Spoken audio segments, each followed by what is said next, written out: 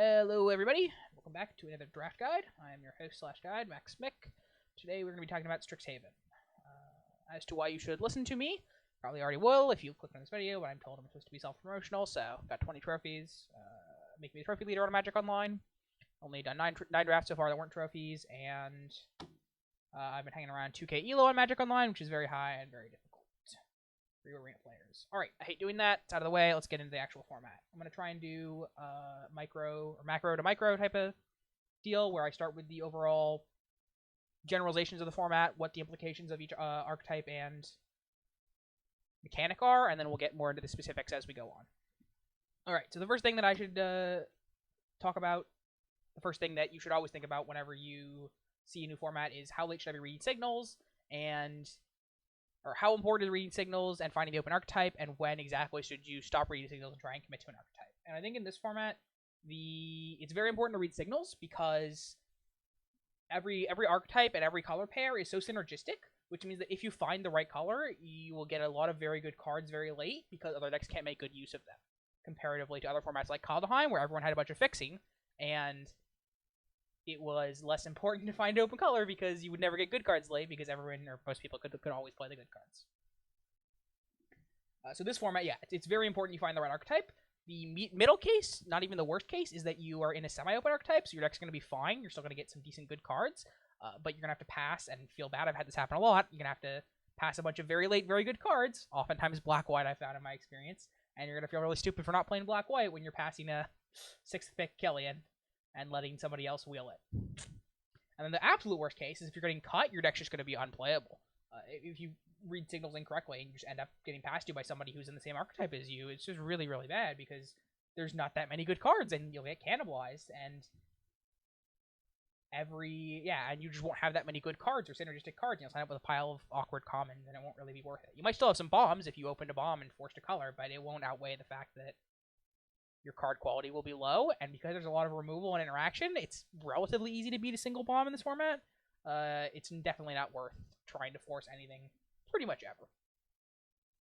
I think I had a draft where I got past a Harness Infinity, which I'm told is good. I get to play it, but I'm told is good. We'll just assume it's a bomb. We didn't imagine any black-green bomb.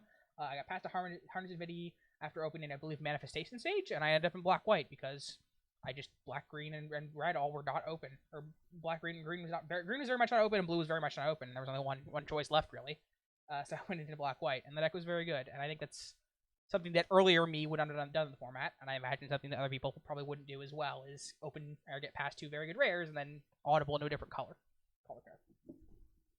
And then in terms of specifically when you should stop reading signals, I would say second to fifth pick in pack 2 typically is when I want to start committing and saying, okay, this is at least I have a solid idea of the direction I want to be going. And I want to clarify that this doesn't mean in pack 1 you should take the best card out of every pack and then just ignore everything. It means that you should keep your options open and not commit too early. Imagine a threshold of power level where if your best pick on color is below a certain threshold, you want to take a different card. Obviously, it can never be that simple. Nothing can ever be that simple, but it's a good rule of thumb if you just imagine that threshold. So I'd rather take a card of another color than a medium card to keep my options open for pack 2. And the reason I want to wait till pack 2 is because you can often tell in your second through fifth picks what's going to get past you for the rest of pack 2, which is still important. Pack 3 is even more important because if you can figure that out from pack 1, then you have an entire extra pack. But pack 2 is still somewhat important. So, and if you're deciding between two archetypes and you're getting past a very good card in one of them, well, that's a reason to go into that archetype, obviously. Yeah, I think that's the gist of it. Is that reading signals is very important, and don't commit too early. I also like to, if possible, share. So if you're deciding between, for example, Teamer and blue-red or red-green, then you can always share the green cards. Same with black, white, and green. You can share the green cards, depending on whether you want to go into black, white, or green, black later. And then, so trying to stay in 3 colors can be nice, but I wouldn't commit to it. Or I wouldn't prioritize it that highly. Along those lines, colorless cards that are good, as well as hybrid cards that can go in either color, are much better than normal, such as all of the Pledge Mages, and in particular, because this card's just gross, Rise of Exodus. But then also all of the good colorless cards and lessons are extra good in pack 1. because you don't have to waste picks on them later, and they're colorless, so they don't commit you to anything. Hopefully that all makes sense. All right, onto the mechanics of the format. Learn. Let's start with Learn. Learn's interesting. Originally, I thought that you could just build your decks like normal with a bunch of Learn cards and lessons in them, but you can't because they'll just get tempoed out and die. Because all of the lessons are negative tempo, basically. There's no lesson that's on par for tempo. So if you want to play a Learn card, you kind of need to be ahead on board or it's not going to do much. Your opponent's just going to keep pressuring you, killing your stuff, and then making you take damage, and you're just kind of going to sit there feeling like an idiot. So you need to make sure you have enough tempo, enough of a curve to allow yourself to have the flexibility to take different lessons. Because if you're ahead on board and you have the option between choosing between a removal spell and a land and a big creature, it's much, much better. In fact, it's actively good compared to being behind on board and having to choose between those and having all of your options be bad and be losing. So Learn can be used as a source of card advantage, or not necessarily breakthrough, but just a good card when boards are kind of stalled and you're at parity in a sense, but cannot rely on them to give you tempo. And if you don't have tempo, since all the decks are pretty refined usually and can curve on you pretty hard if they want to, you can't. Actually, if you don't have a curve, you will get run over despite some Learn cards, even life gain Learn cards like Cramp Session. I think that's the main thing I want to talk about with Learn cards themselves, and we'll get into lessons now, I guess. Yeah. All right, so lessons. These two lessons are very, very good. Don't pass them. You're passing them later than you should. I do as well, but only because they wheel more than they should, so I'm trying to exploit that. But I think there's very few commons, and they're all contextual in your deck, that would have more of an impact than having the first one of these in your sideboard. In basically every deck I've drafted, having one of these in my sideboard is much more impactful than any common being in my deck. And in addition to that, in the early packs, they're colorless. So again, you're not committing, which is really good because you want to read signals in this format. And the reason that they're so good, I'll go by one by one. Environmental Sciences is great. So first of all, having the option to get a land off your Learn cards, great. I hope I don't have to explain why. Even if it didn't fix your mana, even if it just only got a colorless land or whatever, and just made a colorless mana and gained 2 life, that would be very, very good. Having the option to gain life gain is nice in the late game. Occasionally it matters. And then more importantly, being able to get lands when your mana script is so good. It's so good. It's so hard to describe, and it's so hard to understand until you've played the format. But if you have, you'll realize that it's just so nice. Being able to cast your 4 and 5 mana spells is great. Being able to commit, if you're missing land draws, committing 2 mana now to get a mana for the rest of the game is a lot of value. And then the best part of this card is that it fixes you. I'll pull up a... Oh, did I delete the picture? Oh, no. Did I delete the picture? Oh, no. Oh, I'm so sad. Oh, I'm re-recording this video because I recorded it earlier, but it had a whiting in the background. And there was a perfect deck that I had an example of that... Oh, wait. Can I view previous deck? I can. Perfect. Okay. Yes. Love. Oh, my God. I'm so happy. All right. Anyways, ignore everything I just said. Yeah. This is a perfect example of where Environmental Sciences is great. I put 2 mountains in my deck for 2 very, very good red cards. And, off of 2 mountains, I could even play 1. It's possible I should have. I get 1, 2, 3, not really 4 because it's already a red card, but 1, 2, 3, 4, 5 red sources. 5 additional red cards for having one of these on my sideboard and one single mountain in my deck. And that's just insane. That's just insane. Like, I hope I don't have to elaborate more on why that's really good. You just get to play your broken cards that you took early because, again, you wanted to stay open and read signals, and you still just get to put them in your deck because Environmental Science is insane. Okay, so card's great. And I've also had another example. I guess I'll give more examples. Another example was I had a deck that splashed white for Swords to Plowshares in green and blue, which normally you don't want to pair an off color, a color that isn't, like, normally if you're playing 3 colors, you want 2 of them to pair together, if that makes sense. Yeah, you want 2 of them to be guilds or just schools in the set. But I was splashing a Swords to Plowshares and a Mavinda, the 2/3 bird flyer thing. Yeah, that one. And I also had this card in my deck, which normally you can't splash with a 4-color card in your deck because you'd have to put like 3 or 4 white sources in your deck to be able to reliably cast your spells. But nope, single planes. You only need 1 planes in the entirety of your deck because every single card you have that says Learn on it is equivalent to a white source. And that's, like, it's just so insane to me that they printed a card that does this and that it's still going very late. For example, in this deck, I actually showed you, I picked this card over Killian in pack 3. With basically what the deck was already looking like. I willed the Killian because I'm a luck sack and I read signals correctly, but it's a chance to show you how highly I view this card, and hopefully you'll understand why this is better than Killian. Like, because if I don't have this, I cannot play these red cards. I just can't. So I'm getting to play these two instead of this. And obviously I did wheel because I'm walk sack, but it was worth it. And then the other very, very good lesson is in Expanded Anatomy. I might have gone too hard on why that card's good, but it tells me that people power passing it so late. Expanded Anatomy is the other very, very good one. The rest of the lessons are pretty mediocre, helpful, and it's always good to have them, but Expanded Anatomy is the other really, really good one that makes entire decks function. And we'll get a little bit more into why later as we focus on how white plays out and how its archetypes wins. But the idea should make sense. It's the best way to gain tempo off of your lessons. It's 2 counters with haste and vigilance.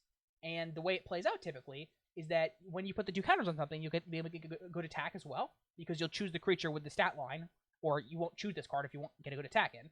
And if you do choose it, you'll have a good attack with the 2 counters. You'll have 4-3 against their 4-3, pump your guy, and get in for 6 free damage, right? And still be able to block, which is pretty powerful for a lesson, which normally is like a 5-mana 4-4 or anything else that doesn't give effective tempo. And yeah, that's the issue with all the creature ones, with this one, with Intro to Annihilation, is that they're just not powerful. They just make a creature, and then the turn you play them, you're just not very happy. Whereas with Expanded Anatomy or Environmental Sciences, you're very happy. This is an effect that you are glad to have, as opposed to an effect that you kind of had to take because there was nothing better. Another interesting play pattern is if your opponent is just absolutely destroying you. If your opponent had a curve and you didn't. For example, I think I had a game against a black-green deck that was just a black-green pile of 2 and 3 drops, and I missed my 2 and 3 drop on the draw. But I had a Combat Professor, if I can find it. The 2-3... Where is it? Where is it?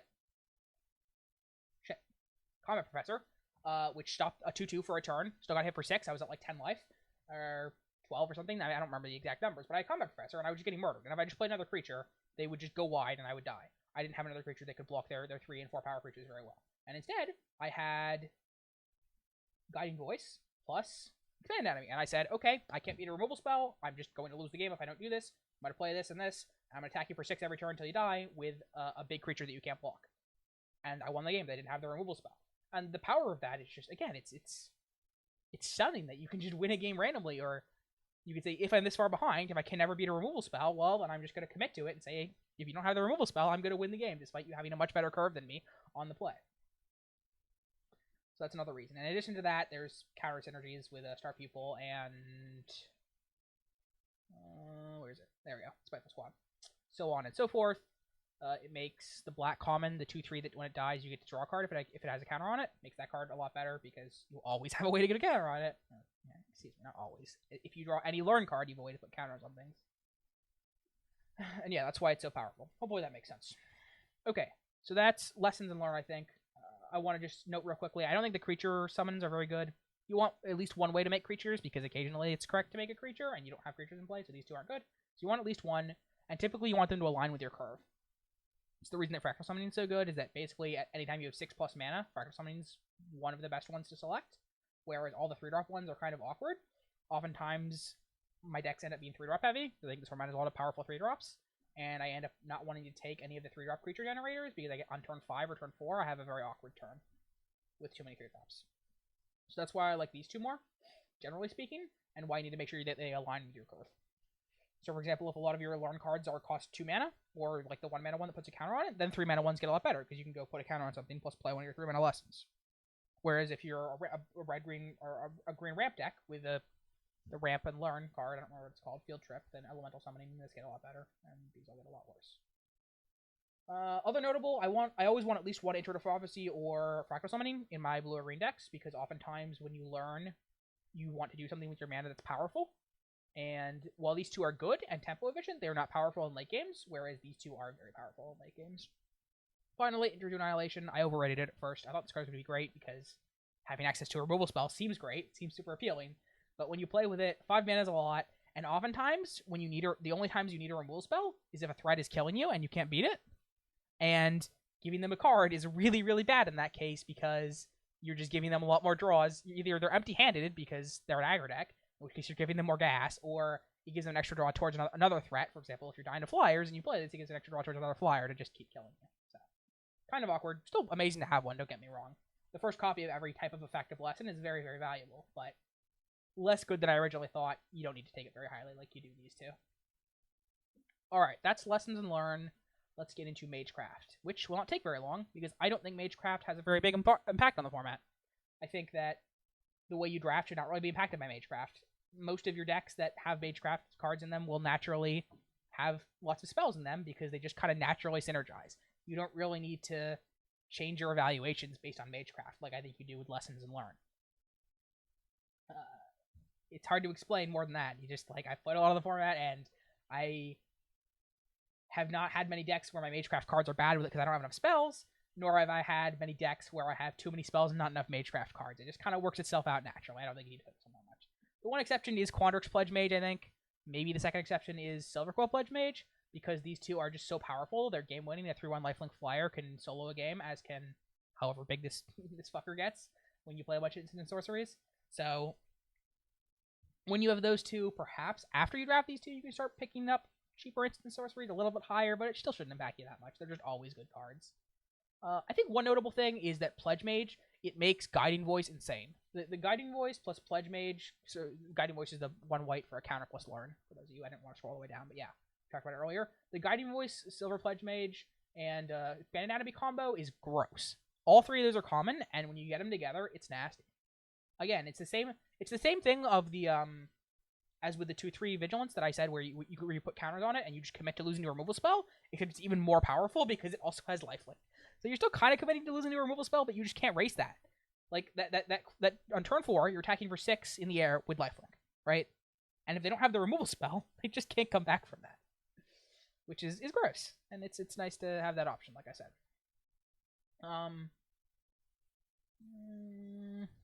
Yeah, I think that's about it for Magecraft. I don't think there's too much else to talk about in specific reference to Magecraft. Rares are really good in the set. There's a lot of powerful rares, but there's also a lot of ways to interact with rares. Like, referring back to what I said earlier about reading signals, it is very important to read signals because you'll get rares laid. I have and will likely continue to do so.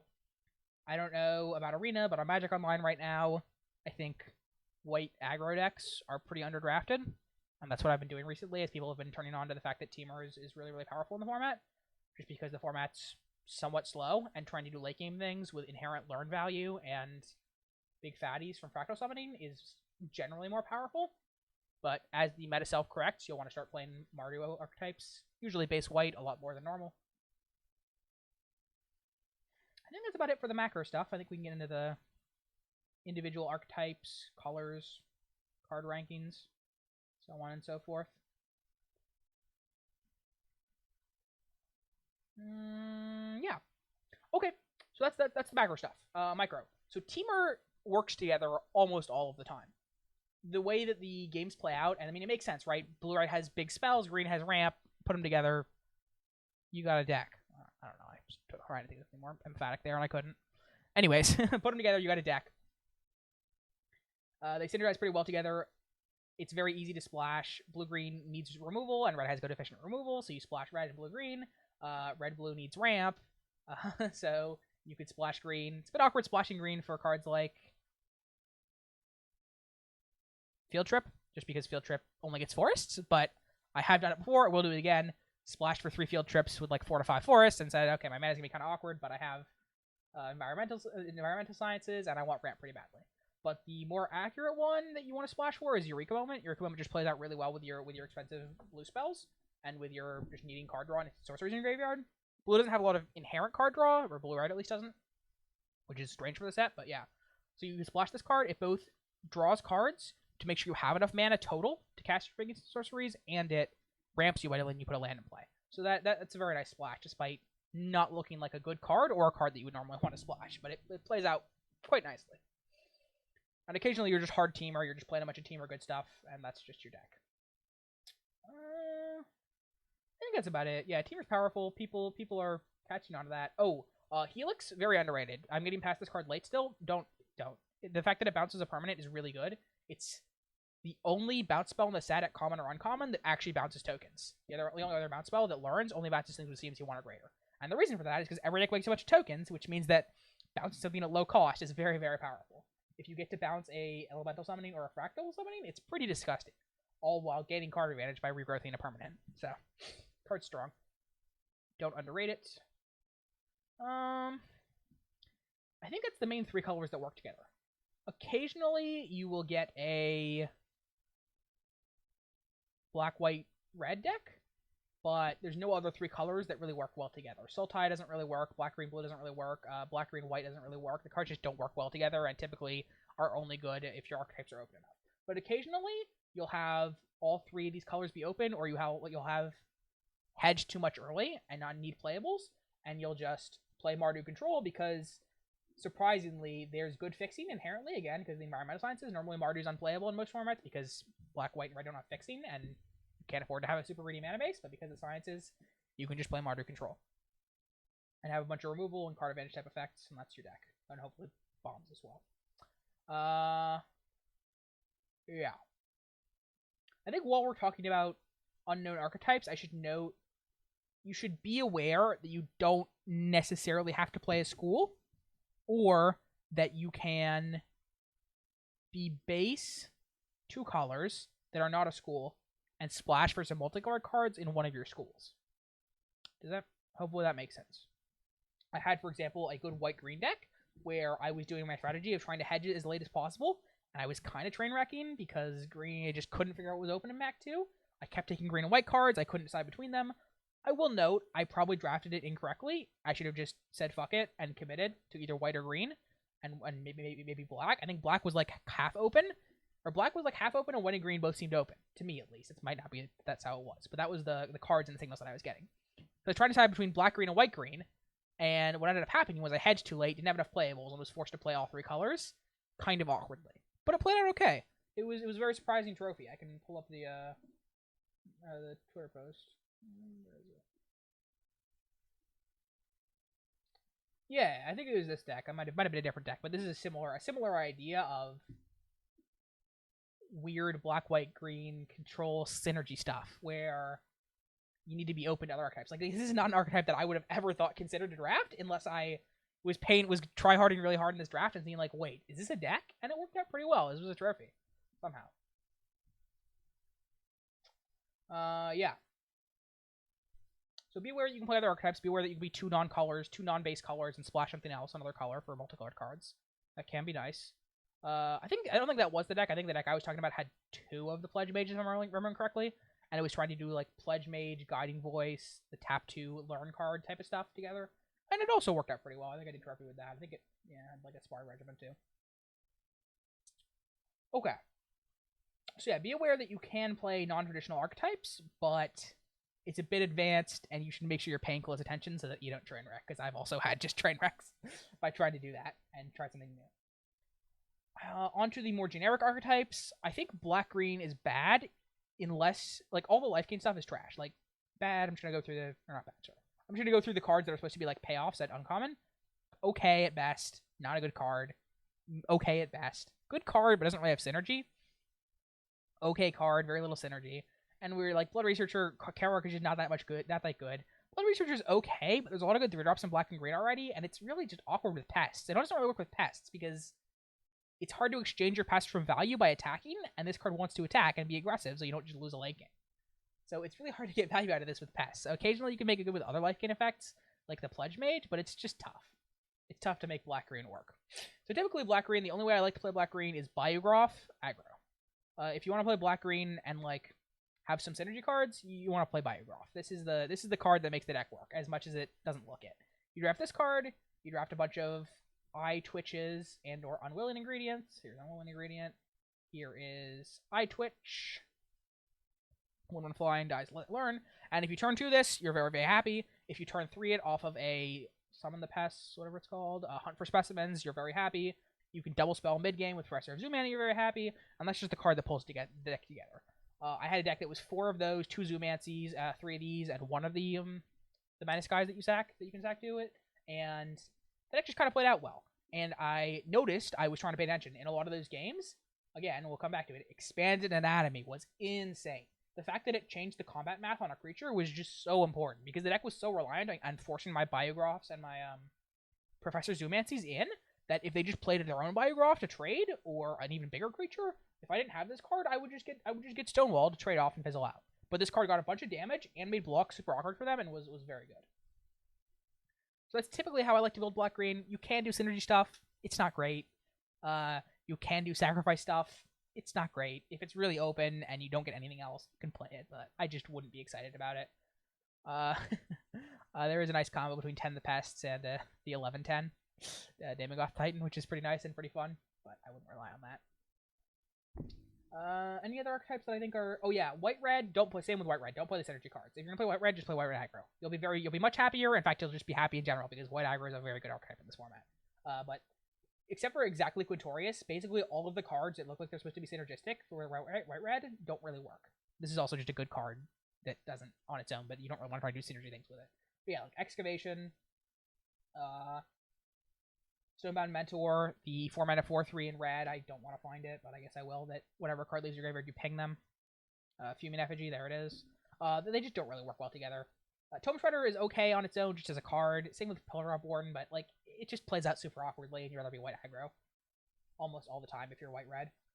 The only exception, like I said, is Quintorius, just because it wins a game on its own with infinite value and good tempo while you're at it too. And there's a lot of good payoffs that are already just playable cards. Like I said, the 2/2 haste that exiles. Pillar of Warden's a reasonable magic card, and then if you just put this card in your deck with those two, it's very powerful. But I wouldn't go out of my way to be like white-red synergy. So I told you that we should play white aggro instead. How do you play white aggro? That's a natural question. So let's answer that question. How do you play white-red aggro? Or just any white aggro. White-black aggro is somewhat similar. Typically, you want to rely on these two cards. These are the cards you need. These are the cards that make white-red aggro work, or just any white aggro deck work. This is the glue that holds your deck together, and you do need good lessons to make them work, but it's not that hard to pick up the good lessons. Guiding Voice, the ability to go Guiding Voice into Expanded Anatomy is just so valuable. Giving +3/+3 counter, or giving 3 counters or something is just insane. And Vigilance, if you put them on a flyer, they just lose the race unless they have a removal spell pretty instantly, which is surprisingly good. Study Break, same thing. You just crush races. If you have flyers, if you just need to kill them, you can tap your creatures and get +2 damage. It just plays out super duper well. And then Star People gets a lot better once you have an Expanded Anatomy, just because that combo is good. Normally this card's not very good. We've had other effects like this that haven't been good, but with Expanded Anatomy, it's super powerful. Professor's obviously great. You can use these two decently well in your white aggro decks, just because you can build around flyers or build around going wide so that they have other utility to make sure that you don't lose if you're the aggressive one and can't make good use of these. Pilgrim of the Ages. Okay, sorry. Pilgrim of the Ages is another very important common, at least until people realize how good it is. Card's very, very good and goes much later than it should. It's a 3-mana 2/1 that draws a card and gets late game value. It's hard to express how good this card is, but yeah, a 3-mana 2/1 that draws a card has been like a premium card in most limited sets as of late, and it has extra late game value. And it guarantees you get your land drop, which should even out with the fact that in the late game it doesn't actually draw a card, it only gets a plains, but I think early game getting the land is typically better than drawing a card. Yeah, you just do that. You just draft good white cards. You try to draft a curve. This card looks good, but isn't unplayable. Yeah. I don't try to go too hard on synergy, like I said. Like, Show of Confidence, people told me to try it and that it was good. It's not. It's just too hard to make work, and the payoff isn't high enough, unfortunately. Other important cards that you can draft if you aren't getting super good cards is you can make Eager First Year work pretty well. Eager First Year plus Expanded Anatomy plus, like, the Guiding Voice or the Study Break can kill people pretty quickly and be gross. Like, you just play Eager First Year and then on turn 4 you're attacking with a 7/5. How do you beat that? It's tough. Beaming Defiance, if you're trying to go... If your deck isn't very good and you feel like you're going to be forced to go all in on Guiding Voice plus Expanded Anatomy a lot, then having a Hexproof spell gets extra valuable. So that's when this card becomes good. But if your deck's good and you don't have to commit to making a big creature, then it's not as good. I think that's about it for red-white at least. And then you just play red cards. Black-white's a little different just because the black cards are actually playable. you can do decent synergistic things without needing to have the exact one uncommon that's good. Lash of Malice is very good as 1-mana removal. 1-mana removal plays out very well in the format. Triggers your Magecraft, and there's a lot of X2s. Onslaught looks good. It's okay. Removal's good, obviously, but I haven't been particularly impressed by this card. Needing double black has been rough sometimes, and the other ability on it doesn't really matter. And 4 mana to kill a creature just hasn't been that impressive in the format, honestly. Arrogant Poet's not good. Looks good, but isn't. You can and should try to do things with Spiteful Squad. The combo of Spiteful Squad plus Flyers is actually pretty difficult to beat. Spiteful Squad on blocking duty is just disgusting. You can't really play it in an all-out aggro deck because it doesn't have very much power for 4 mana, but if you are able to attack with some Flyers and leave this back to stop whatever they're trying to do, it's very powerful. And then again, we have the nice synergy with Expanded Anatomy. Oh, Pledge Mage. I know I already talked about Pledge Mage, the combo. I thought I need to mention it again, but I don't. Killian's great, obviously. I don't need to mention that. Again, keep saying it. Expanded Anatomy. It's almost like this card's disgusting because I keep saying how good it is because it's good in like every archetype. Stop asking Expanded Anatomy. Or on Arena. On Magic Online, keep letting it get to me. I want more Expanded Anatomies. On Arena, if you're an Arena player, don't pass this card. Okay. I think that's about it. Honestly, I was expecting this video to take longer, but I guess half an hour is good. I've either gotten better at concisely expressing my thoughts, or I've missed something. But either way, I can't think of anything else to say, so I guess we're done. Yeah, Black White Aggro is pretty self-explanatory. It's the same thing as White, except you just have better cards. You can draft removal spells. You can draft Shield Mages, and then do the Spiteful Squad plus or the Flyer plus Spiteful Squad combo. Inkling Summoning makes consistent flyers is good. All the uncommons are great. Yeah, that's it. All right, subscribe. Do it. Just do it. Just click the button. Yeah, so subscribe. I will be posting some over-explained draft guides where I do a draft, and in the moment while I'm thinking, I'm going to try and explain all of my thoughts to you guys so you can get an idea of how I draft. Probably won't post gameplay just because I'm just too lazy to commentate over it, and I don't really want to post unedited gameplay, but I can if people really want me to. Yeah, I stream occasionally on Twitch. I haven't lately because my mental health is shit, but you can go follow me there, link in the description. And follow me on Twitter, also link in the description. Okay, thank you for watching. Have a good day.